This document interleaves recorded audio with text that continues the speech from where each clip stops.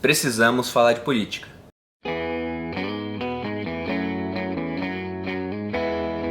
E aí pessoal do Você Mais Rico, aqui Bruno Perini falando, hoje com um cenário meio diferente, não fui pro estúdio gravar, tô em casa e decidi colocar esse vídeo para gravar porque ontem à noite eu vi o debate televisionado ali da Rede Bandeirantes e comecei a fazer uma série de anotações aqui no meu celular, então abri um bloco de notas só para isso, E falei, vou gravar um vídeo depois expondo o que eu acho de tais e tais ideias, deixando claro que isso aqui não é uma propaganda política para lado A ou lado B, é apenas uma interpretação do que foi dito lá e sobretudo me atendo mais ao ponto de vista que vai pegar no nosso bolso, econômico. Então vou falar de algumas coisas que os candidatos falaram, coisas que eu acho que foram bem exploradas ou mal, que ficaram bem explicadas ou mal explicadas, alguns questionamentos com que eu fiquei, dividir com vocês opiniões. E quero começar falando novamente que não vou colocar um lado aqui, não vou falar para onde eu vou votar, não quero influenciar ninguém nesse aspecto, tá bom, pessoal? Eu quero que cada um tome a decisão ali pensando no que vai ser melhor para o país e para si mesmo. Inclusive, uma das coisas que eu acho que seria melhor para o país é que a gente tivesse menos políticos profissionais. Eu acho que o grande mal do Brasil é isso, o cara que fica 30 anos na política e acha que representa povo, só que se ele está lá há 30 anos, ele não é mais povo simplesmente, ele está representando ele mesmo e ganhando salários e benefícios astronômicos para fazer um trabalho porco, muitas vezes. Então esse eu acho que seria um primeiro ponto de mudança. E vamos até o ponto de vista econômico pelo seguinte motivo, se a gente pegar um país e comparar com uma empresa, vamos pegar uma empresa que esteja com as finanças em dia. Essa empresa consegue pagar melhor seus funcionários, ela consegue contratar mais gente, ela consegue contribuir com o programa social, todo mundo lá trabalha num clima mais agradável. A empresa vai ter dinheiro para pagar plano de saúde, para pagar cursos para os funcionários, fazer com que aprendam mais, gerar novos empregos. Então a empresa com as finanças em dia é uma boa empresa e consegue inclusive crescer e contratar mais gente. Por isso que essa parte das finanças é tão importante. Agora pega uma empresa que esteja mal das pernas, com a parte das finanças ali ruim, sem controle de caixa. Essa empresa ela vai estar gastando mais do que ganha, então ela vai estar pagando juros quanto a isso, ela não vai conseguir contratar mais gente provavelmente, não vai ter dinheiro para isso, vai ter que mandar a gente embora, o clima de trabalho vai ficar ruim, uma das primeiras coisas que ela vai ter que cortar são programas sociais, então não vai ter dinheiro para pagar plano de saúde para o funcionário, e vai ficar tudo horrível porque ela tem um descontrole financeiro. Então eu acho que se a gente se atentar mais para essas questões econômicas e fizer uma melhor escolha, olhando esse ponto de vista, a gente tem mais chance de tirar o Brasil do buraco. Então vou começar a pegar minhas anotações aqui no bloco de notas para a gente ir falando sobre elas. Logo no começo do debate, isso aqui tem várias anotações, eu fui fazendo na ordem que eu fui ouvindo, tá gente? Não modifiquei a ordem aqui para tentar pegar as ideias quando vieram na minha cabeça. O Alckmin falou de crédito, falando por que crédito é importante para o Brasil e dando exemplo de um banco. E eu queria mostrar isso aí também, porque muita gente pega banco como se fosse um grande vilão. Inclusive depois o Guilherme Boulos, o candidato do PSOL, perguntou para o Henrique Meirelles, que já foi ministro da Fazenda, já esteve no Banco Central, chamando ele de candidato dos bancos, a opinião sobre os lucros bilionários dos bancos. Então já falando desse primeiro aspecto, crédito e banco. Qualquer um com R$10 consegue comprar uma ação da Itaúsa, por exemplo, e virar acionista de banco. Tá? E essa pessoa provavelmente vai se decepcionar quando no final do ano aqueles R$10 tiverem dado para ela de dividendos, que até agora são isentos de imposto de renda, vai ser um outro assunto aqui desse vídeo, uns 70 centavos. Então vai pensar, cadê os meus lucros bilionários? Então eles têm lucros bilionários porque são empresas muito, muito grandes. E ter bancos num país é essencial para o desenvolvimento por causa da questão da atividade do crédito. Vamos pegar aqui um exemplo. Vamos supor que você que está me vendo aí quer abrir um negócio, quer abrir uma padaria. Para isso você precisa fazer uma grande obra num terreno. Você não tem dinheiro, você tem dinheiro para algumas coisas, mas falta certo capital. Então você vai num banco pegar um empréstimo. Aí você vai lá e pega 1 milhão de empréstimo no banco para construir sua padaria. Para isso você contrata uma empreiteira e dá esse 1 milhão. A obra foi esse custo, você pegou exatamente o preço que você gastaria para isso e eles começam a construir. Só que a empreiteira está bem com as finanças, não precisa daquele dinheiro agora. Então ela vai e investe, por coincidência, no mesmo banco. Então o banco tinha 1 milhão, ele emprestou para você, você pagou a empreiteira e a empreiteira colocou de volta no banco. Então 1 milhão está de volta lá. Só que aí chega uma outra pessoa que também quer abrir um negócio, quer abrir um restaurante. e também não tem dinheiro. E ela pega mais 1 milhão nesse banco, então esse 1 milhão vai para essa pessoa. E esse cara que abre o restaurante, ele tem que fazer reforma. Aí ele contrata, por coincidência, a mesma empreiteira. Então ele paga 1 milhão para a empreiteira. E novamente a empreiteira não precisa do dinheiro, ela bota no banco. Então foi o segundo ciclo, né? O banco emprestou para o cara do restaurante, o cara do restaurante pagou a empreiteira foi e depositou no banco. E esse ciclo pode se estender, de acordo com as nossas regras, por cerca de 9 vezes. Então apenas 1 milhão de reais iniciais ali do banco conseguiu financiar 9 dessas obras. O crédito ele é essencial realmente para que a gente possa ter um país crescendo. Mas para isso acontecer, o ideal é que os juros sejam baixos, e agora a gente está no menor patamar de juros da história, mas também porque a inflação permitiu essa queda dos juros. Eles falam disso aqui no debate também. E o segundo ponto é que para ver esse tipo de investimento a gente tem que ter a crença de que o futuro vai ser melhor do que o passado. Porque se você acha que o Brasil vai acabar, que vai virar uma Venezuela, você não vai abrir um negócio. Ninguém em sã consciência faria algo desse tipo.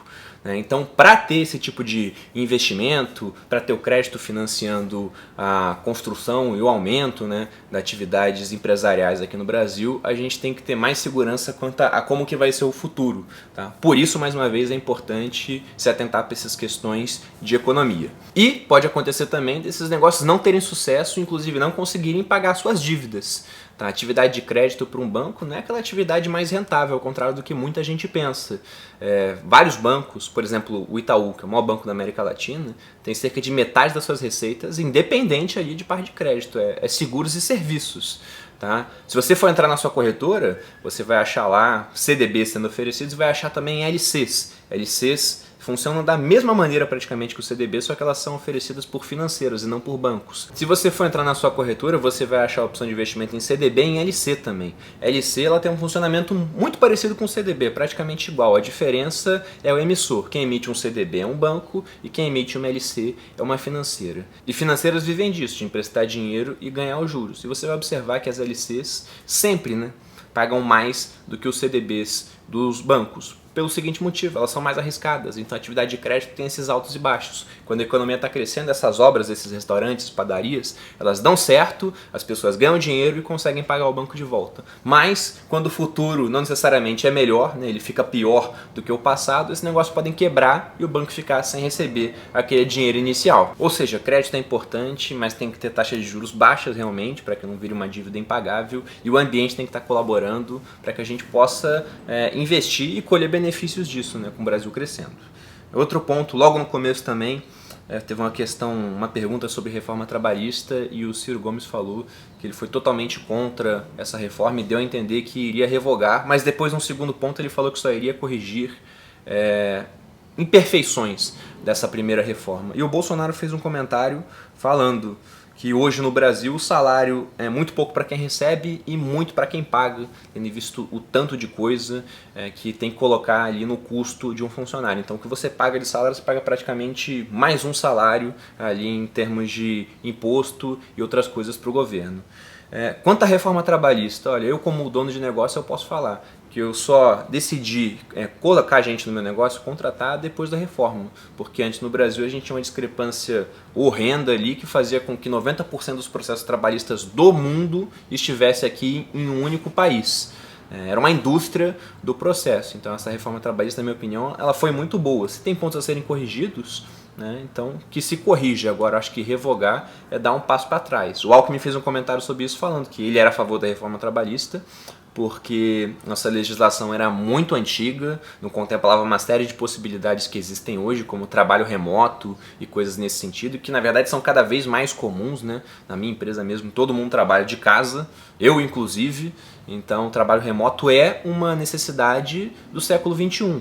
Não tem como você não ter esse tipo de atividade contemplada ali nessa parte trabalhista. Então, se vai ser revogada, parece que não, né?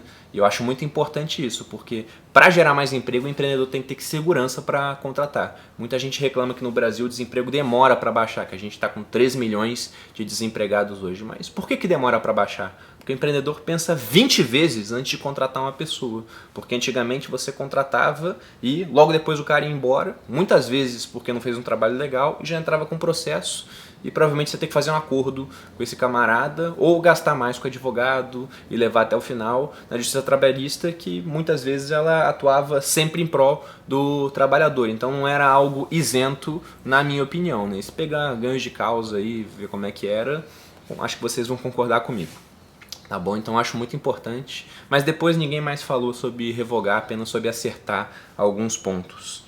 Embora eu não tenha ouvido todos os candidatos falarem sobre isso, né? Porque algumas perguntas eram de um para o outro, ou de um repórter para um e com comentários do outro, então nem todo mundo falou sobre todos os assuntos. Vários candidatos falaram sobre reforma tributária e falaram sobre a criação de um imposto de valor agregado para substituir vários impostos existentes. Quem viaja para a Argentina, por exemplo, e já pegou a nota fiscal lá, vai ver que lá eles criaram isso, né? Tem o IVA, o Imposto sobre Valor Agregado é um único imposto que funciona para tudo, então deixa a legislação muito mais simples. Eu acho que isso é uma coisa interessante aqui para o país, porque a gente tem uma miscelânea de impostos. Quem tem empresa no Simples é mais tranquilo, né? Pagar só o DAS, quem não tem que pagar um monte de coisa. A gente tem uma tributação muito grande em cima de serviços e consumo, e com imposto único talvez isso fosse baixar, se também fizerem essa questão de rever as alíquotas para várias atividades.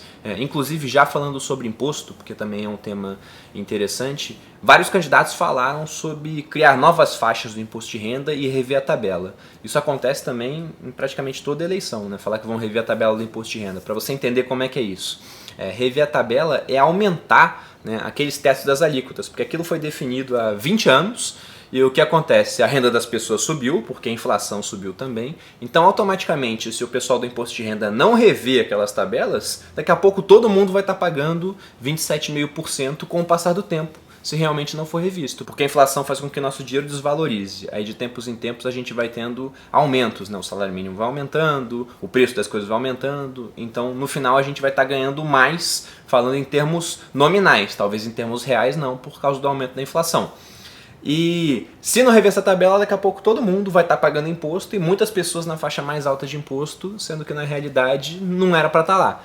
Então, vários falaram disso, vamos ver se vai sair ou se não vai. Eu vi dois falando sobre essa questão do IVA, né, do Imposto de Valor Agregado, o Alckmin e o Guilherme Boulos, porque ambos falaram desse assunto, teve pergunta sobre isso. E ainda sobre a parte de imposto, teve sugestão de criação de uma nova faixa de imposto para tributar ali as pessoas mais ricas, pagando imposto de renda maior. Mas para fazer isso teria que rever também a nossa carga tributária, porque hoje o Brasil não é o país do mundo que mais paga imposto. Se você pegar a Dinamarca, paga mais imposto, Suécia, Noruega, então há outros países que pagam, só que com um IDH consideravelmente mais alto do que o nosso e com um grande retorno sobre aquele dinheiro que é pago imposto. Então você paga imposto na Dinamarca, na Noruega, só que também você não precisa ter plano de saúde, a segurança pública é impecável. Teve um colega que foi para Dinamarca há pouco tempo, ele falou que viu um protesto na rua porque havia tido um homicídio no ano, né? Então é um país em condições totalmente diferentes da nossa, até também pelas proporções assim do Brasil. O Brasil é um país continental, é mais complicado. Mas mesmo assim o retorno é muito grande. Aqui no Brasil a gente paga muito imposto, embora não seja líder mundial nisso, imposto direto, e se a gente bota os impostos indiretos, aí a gente vira líder mesmo. Porque a gente paga imposto de renda, mas quem tem filho também e quer uma educação de mais qualidade não bota na escola pública, tem que pagar uma escola particular. A gente paga o imposto de renda, paga imposto sobre circulação de mercadorias e serviços, paga imposto sobre serviço, só que se você quer saúde de qualidade, você não pode usar o SUS, você tem que pagar um plano de saúde. Então, mais impostos, na minha opinião, talvez não seja a resposta. Eu acho que a gente tem que rever a questão, né, do gasto, porque o gasto do governo hoje é muito, mas muito alto, e poucos candidatos falaram disso ali, foi mais o Ciro Gomes, o Alckmin, o Bolsonaro acho que falou um pouquinho também, não teve tanta espaço assim, né, como eu falei, o debate tem aquelas regras, tá? E ali, se couber, né, aumento de imposto, tem que ver também de onde vai abaixar, né? Porque a gente já está pagando muito imposto, na minha opinião.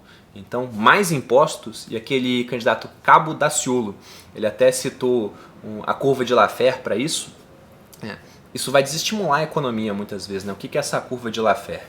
A curva de Laffer, ela fala que nem sempre um aumento de imposto vai se refletir em aumento de arrecadação para o Estado. Porque, segundo essa curva, quando você não tem imposto nenhum, você sempre vai querer produzir mais, porque tudo que você produz fica para você. Agora, à medida que vão tributando a sua produção, por exemplo, do que você produz, né, se produziu 100, 10% fica para o Estado, você continua produzindo. 20% você continua produzindo. Só que a hora que o Estado for ficando com cada vez mais do que você produz, e hoje do PIB cerca de 37% já vem de carga tributária, aí você vai ficando desestimulado de produzir, porque afinal, quem vai querer produzir se 50%, 60% daqui a pouco estão indo apenas de imposto? Então essa curva mostra, né, que quanto mais você aumenta imposto, menos você vai arrecadar com aquelas atividades depois. É uma curva que vai fazendo assim, curva de Laffer.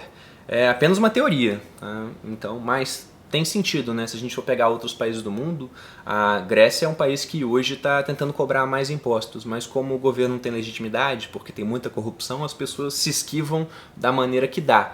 Então, se a gente começar a ver mais retorno de impostos, aí vai retroalimentar uma roda onde as pessoas vão realmente pagar mais imposto, porque estão vendo o retorno daquilo. Agora, se a gente simplesmente paga mais imposto e não vê retorno nenhum, o que vai acontecer é mais gente sonegando e nem sempre vai resultar em aumento da arrecadação, tá? E é uma medida extremamente impopular também. Aproveitando o gancho da parte de impostos, vários candidatos ali no debate 3 falaram, Alckmin, o Ciro Gomes e o camarada do PSOL lá, o Guilherme Boulos, sobre tributação de dividendos. Mas se for procurar na internet, vários estão falando disso, então estão dando como se fosse até certo essa questão de tributar dividendos e lucros de empresas. E já vieram perguntar no que isso impactaria as ações na Bolsa de Valores. Pelo resultado da bolsa ali, se a gente for pegar apenas isso, tributação de lucros e dividendos, as empresas poderiam começar a distribuir o dinheiro como juros sobre capital próprio, né? Para que vocês entendam, os dividendos vêm dos lucros da empresa, então é a última linha do balanço. A empresa, ela obtém a sua receita, ela paga tudo que tem que ser pago, gastos, despesas, depois paga lá o que tem que pagar de imposto, sobrou o lucro, manda para os acionistas. Então, lucros e dividendos hoje são isentos porque as empresas já pagaram o imposto em cima disso. Se a gente colocar o imposto novamente para a pessoa física que vai receber, seria uma bitributação. Então, dividendo não é isento de imposto de renda porque o governo é bonzinho, porque já está sendo tributado uma vez. E também serviu como estímulo para o mercado de capitais, que no Brasil até hoje é meio capenga comparando com outros países de mesma proporção, tá? Porque a gente tem uma renda fixa que tornou os brasileiros rentistas, né? Eles só queriam aplicar em renda fixa, correndo menos risco para ganhar aqueles juros muito altos. Então o mercado de capitais está começando a decolar mais nessa época agora de juros baixos, na minha opinião. Sem falar que uma tributação sobre dividendos e lucros ali dessas empresas de bolsa não resultaria em muito mais arrecadação para o governo, tá? Tendo em vista que é um universo limitado ali de empresas e de investidores também, e além disso ia prejudicar sobretudo aquelas pessoas que estão usando a bolsa para tentar oferir mais patrimônio, para ganhar mais, para melhorar de vida.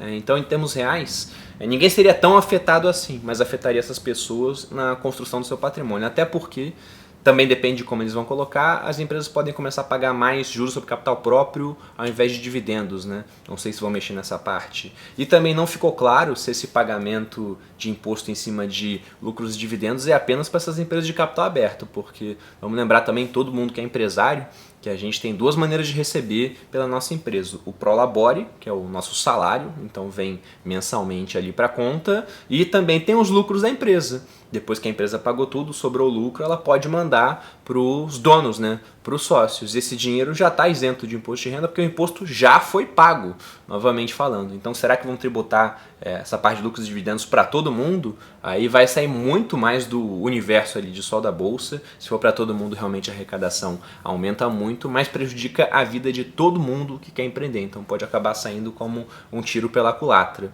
O Ciro Gomes ele citou que apenas 2 países no mundo hoje não tributam lucros e dividendos. Falou do Brasil e da Estônia.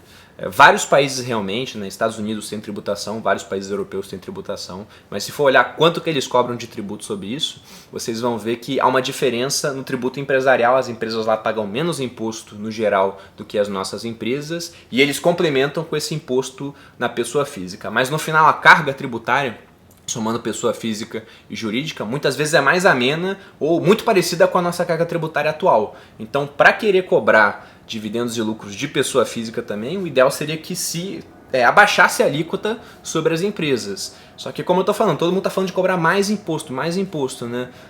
E não vai diminuir nada, né? A gente só vai pagar mais imposto para ver se tira o Brasil do buraco. Então, o que os candidatos têm a falar sobre isso num próximo debate, né? Não sei, mas não ficou claro para mim de onde vão cortar. Só querem colocar a gente para pagar mais coisa. Teve uma pergunta depois para Marina que eu achei interessante, que eu anotei aqui. Foi um jornalista que perguntou para ela o que ela faria a respeito do nosso déficit, né? Que já está de 189 bilhões e aumentando mais 50 bilhões por ano, se ela viesse a ocupar ali o governo. E a Marina, ela criticou o teto de gasto. Ela não usou o nome teto de gasto, mas ela falou de um congelamento de investimentos em saúde, segurança e educação por 20 anos. E para quem não entendeu isso, meio que passa assim, nossa, o Brasil congelou os investimentos nessas áreas. E não é verdade, gente. O que é o teto de gasto, né? Colocando em termos assim mais simples para que a gente possa entender. É apenas colocar um limite falando que o Brasil não pode gastar mais do que ele ganha. Então seria como você dar uma mesada para o seu filho e falar, olha, você só pode gastar até o teto dessa mesada. Isso é o teto de gastos. Então não é que congelou investimento em educação, em segurança, em saúde. É só que o Brasil hoje tem que fazer igual todo país sério no mundo já faz, que é escolher quais áreas são mais prioritárias. Ou seja, você não tem dinheiro infinito, então você não pode simplesmente escolher investir X em saúde e dar um monte de dinheiro também para projeto cultural. Não, você tem um cobertor curto, né? Você tem que escolher o que você vai cobrir, se é mais a cabeça ou mais o pé. Ah não, estamos precisando muito, a saúde está deficiente, então dá dinheiro para a saúde e infelizmente os projetos culturais vão ficar num segundo plano. Então todo país vai ter que fazer escolhas com o seu orçamento. Nenhum país tem dinheiro infinito. É simplesmente pela crença de que a gente não tem que fazer esse tipo de escolha que estamos ali com os gastos públicos elevando muito e um déficit gigantesco que não para de crescer. Tá? Então, teto de gastos não é congelamento de investimento de nada. Isso aí é apenas uma medida para que a gente possa sanear as contas do Brasil. E se você vê um candidato falando contra isso aí, não, a gente não pode abrir mão desse tipo de coisa, olha, tem que abrir o olho, tá? Porque não é a gente fazendo mais dívida que a gente vai sair da situação que a gente está hoje. Então, novamente voltando àquela analogia da empresa, a empresa quando bem tocada ela voa e quando mal tocada ela vai para o buraco a toda velocidade. E com o país é da mesma maneira, a gente tem que ter disciplina nos gastos. E no final também ela não falou mais sobre a questão do déficit, só falou que não justifica não estar gastando em certas áreas. Pode ser, mas para gastar dinheiro tem que ganhar dinheiro, né? Então tem que rever essa questão também. Teve um ponto que eu achei interessante, né? O Alckmin ele está no meio de uma coalizão que tem 9 partidos para ser apoiado. E teve uma pergunta sobre isso, né, de como é que ele faria para definir os ministros. Foi uma pergunta entre ele e a Marina. E ele falou que ia pegar as pessoas mais competentes, os melhores quadros para fazer esse tipo de atividade. E a Marina falou que não, que ele estaria com o rabo preso porque tem esses 9 partidos. Já ela iria ver aspectos morais e depois técnicos para escolher os seus melhores ministros. Aí depois ele deu uma resposta para ela falando que ela também tem algumas alianças, então ia ter que meio que devolver uns cargos. E isso eu acho que é um problema, né? Um candidato que tá devendo muitos favores aos outros, porque na hora de colocar os seus ministros ali não vai pegar pessoas de um notável saber, mas sim aqueles políticos de sempre. Inclusive sobre isso o Bolsonaro fez até uma pergunta interessante. Ele falou, você sabe hoje quem é o ministro da Educação? Você sabe hoje quem é o ministro da Saúde? E ninguém sabe, né? A gente ouve falar muito do ministro da Fazenda, mas o ministro da Saúde e da Educação hoje são pouco conhecidos. Por quê? São simplesmente políticos que receberam um cargo ali, toma, para ter o apoio do seu partido. Ninguém governa sozinho, então tem coisas na política que são feitas para garantir que o presidente possa ter mais governabilidade, tá? Mas ministérios ocupados por gente mais capaz, eu acho que são sempre melhores.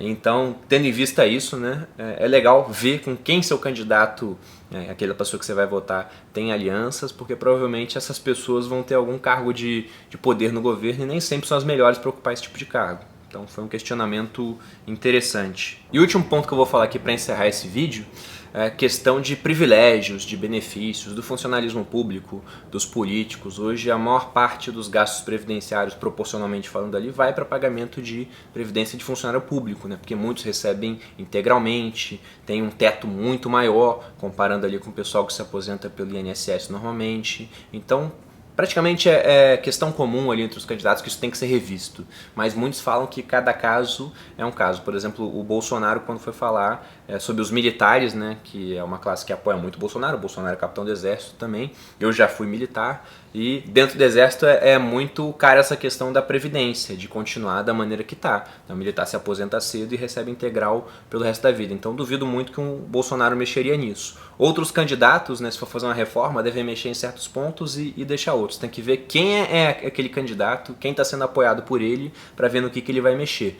Mas uma coisa que me chamou a atenção é a questão de privilégios políticos. Praticamente todos os candidatos ali concordaram que hoje os políticos têm muito privilégio. O Ciro Gomes, o Alckmin falaram sobre a aposentadoria dos políticos, que eles mesmos têm direito hoje, os dois falando a aposentadoria, e abriram mão porque não concordam com isso. E eu também sou dessa opinião, abri o vídeo falando isso, que eu acho que o maior mal da política hoje é o político profissional, o cara que fica lá 30 anos achando que representa o povo, não representa ninguém, se aposenta como político e fica mamando eternamente nas tetas do Estado por um trabalho que ele fez, e muitas vezes não fez nem tanta coisa assim, né? A maioria deles, pelo menos. Então essa questão de revisão dos privilégios políticos é uma boa, tem que ver realmente como que eles vão aprofundar isso, e cada pessoa que viu o debate aí veja as propostas do seu político para entrar nesse mérito. Até porque para ver algum tipo de reforma, gente, é muito mais tranquilo de passar se começar lá de cima o pessoal cortando na própria carne e falando: olha, a nossa previdência que era assim, agora vai ser assado. Tá? E vamos reformar a dos demais dessa maneira, do que simplesmente a reforma é para eles e nós somos um caso particular. Porque toda hora tem isso, né, de casos particulares. Ah não, fulano é um caso particular, tal classe é um caso particular, não sei o quê. Daqui a pouco, quando você vai ver, tem 99 casos particularizados e a reforma só aconteceu para a iniciativa privada. A gente que está aqui gerando emprego e trabalhando nas empresas. O restante das classes, principalmente funcionalismo público, ficaram de fora.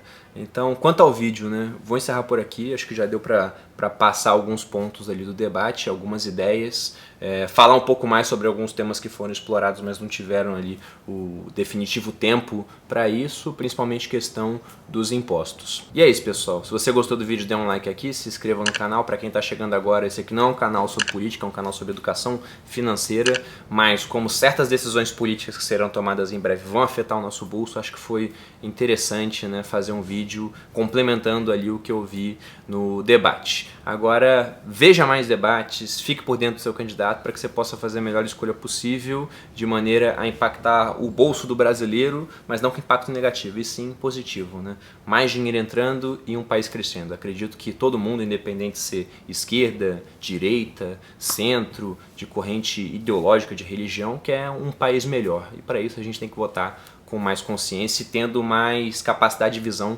das ideias que foram passadas. É isso, um grande abraço e até a próxima.